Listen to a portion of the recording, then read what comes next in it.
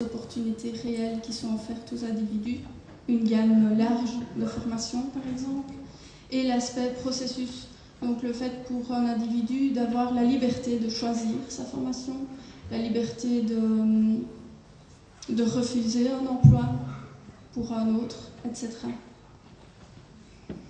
Parce qu'en fait, si on regarde quelqu'un qui suit une formation professionnelle de façon libre ou quelqu'un qui le fait par contrainte, ça ne donne pas du tout la même chose en termes de capacité. Par contrainte, c'est par exemple un chômeur qui a peur des sanctions administratives ou alors une imposition de la part de l'employeur. On remarque qu'au niveau de la dynamique, ça ne donne pas du tout les mêmes résultats. Et donc ici, on est dans des politiques de formation et d'emploi qui veulent être des politiques de développement des capacités des individus. Et donc ici, il semblerait important de se poser la question de la liberté de choix de ceux-ci. Donc voilà, si cette approche par les capacités, elle peut s'appliquer dans vos organismes respectifs. Si vous voulez évaluer un projet que vous avez mis en place, ça peut être tout à fait utilisé. Ou évaluer le suivi d'un individu, par exemple.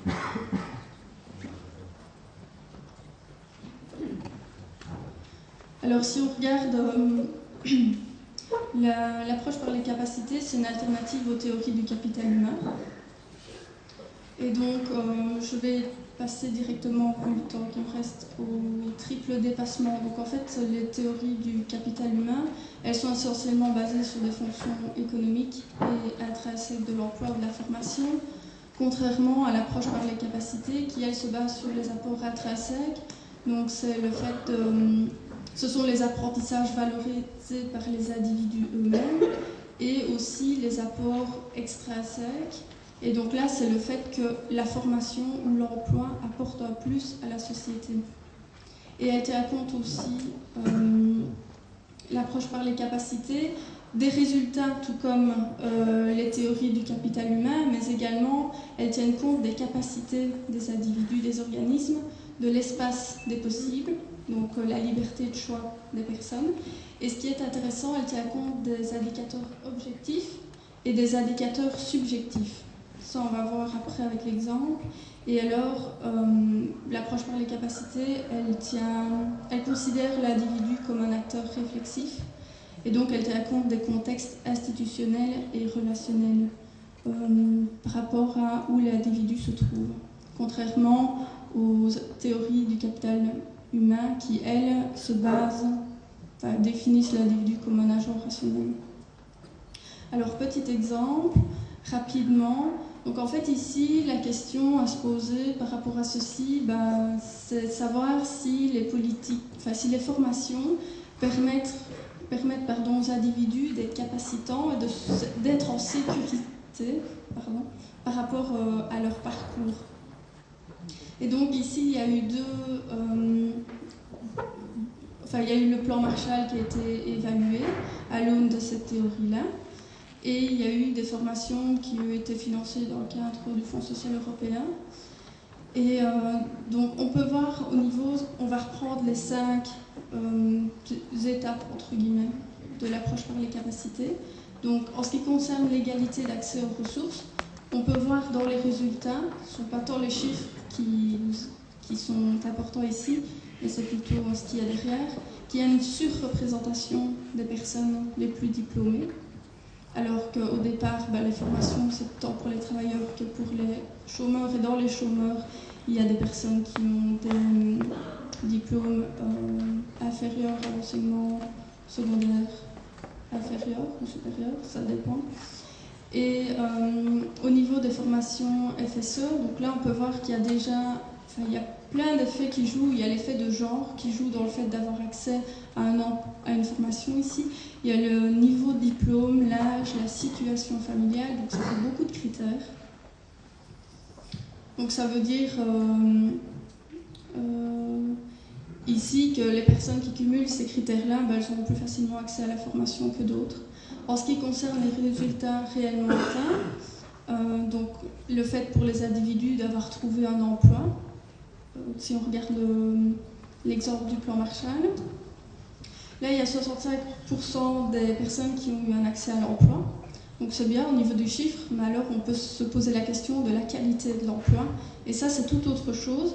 Donc ici, on fait intervenir non plus les indicateurs objectifs, mais les indicateurs subjectifs en interrogeant les personnes. Et donc, on voit ici qu'il y a quand même une perception positive, dans le sens où, par le fait d'avoir suivi une formation, les personnes se sentent remotivées, elles ont plus confiance en elles ont développé des relations interpersonnelles et elles ont plus d'estime d'elles-mêmes. Et c'est la même chose pour les formations FSE. Si on regarde les facteurs de conversion, donc la conversion des ressources en fonctionnement, là on peut voir pour le plan Marshall qu'il y a un accès à l'emploi qui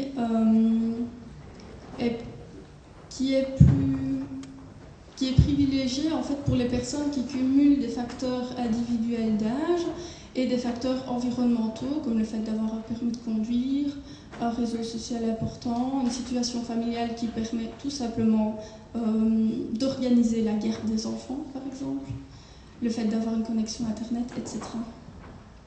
Et donc ici, on peut voir que finalement, les formations n'ont peut-être pas, permis de libérer les individus de leur chômage, pas tout à fait, mais en tout cas, ça leur permet, en tout cas pour la case du dessus, ça leur permet de se sentir mieux avec elles-mêmes.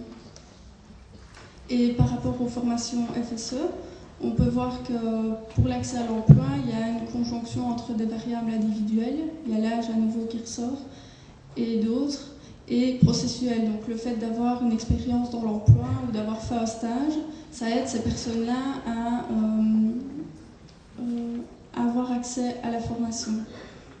Et donc on peut voir que les personnes qui cumulent tous ces critères sont renforcés en fait dans leur situation. Donc celles qui ont déjà des bons critères pour avoir accès à la formation, elles suivent beaucoup de formations, tandis que les autres, elles sont toujours laissées sur le côté. Et c'est la même chose pour l'emploi. Pour les opportunités réelles, là je vais uniquement me baser sur l'analyse du plan Marshall, où là au départ il y avait le Forum, donc le service public de l'emploi, prévoyait d'envoyer 4 offres d'emploi aux personnes qui avaient suivi une formation. Et on peut voir que les personnes, spontanément répondu qu'elles n'en avaient pas reçu spécialement, et donc elles en ont reçu 0,4. Et donc là, en termes d'opportunités, c'est-à-dire outiller les individus pour avoir réellement accès à un emploi ou réellement accès à une formation, voilà, là il y a des choses à faire, c'est clair. On peut donner tous les moyens qu'on veut aux organisations ou aux institutions. Tant que les individus ne sont pas outillés, ça ne va pas leur permettre d'entrer en emploi ou d'avoir accès à une formation. Et pour la liberté de choix, rapidement, généralement les personnes, elles étaient volontaires pour suivre ces formations et en conséquence entrer dans un emploi plus tard. On peut voir qu'il y en a quand même qui le font par le fait de vouloir éviter les sanctions administratives ou à la demande d'un conseiller emploi, etc. Et ce qui est important ici à retenir, c'est vraiment, on trouvait une belle avancée, c'est le fait que les personnes, au niveau de la liberté de choix, elles sont dans la possibilité de pouvoir refuser un emploi quand on a évalué par Marshall. Et au niveau des formations, elles avaient la possibilité de choisir entre 2 formations. Et donc ici, en fait, ça c'est quelque chose à prôner et à développer, donc permettre aux personnes de choisir en fait ce qui leur convient le mieux au vu de leurs valeurs. Et donc pour terminer, ici ce qui est intéressant par cette approche, c'est vrai que c'était très rapide, mais par cette approche par les capacités, c'est qu'en fait elles permettent une diversité des situations, d'analyser en fait la réalité en tenant compte de diverses choses qui sont tout aussi importantes, comme les facteurs de conversion et la liberté des individus. Et donc ça permet de mettre en avant les contraintes ou les difficultés que les individus ont pour avoir accès à une formation ou un emploi. Donc voilà, je vais terminer ici mon propos. J'espère que ça vous a plu.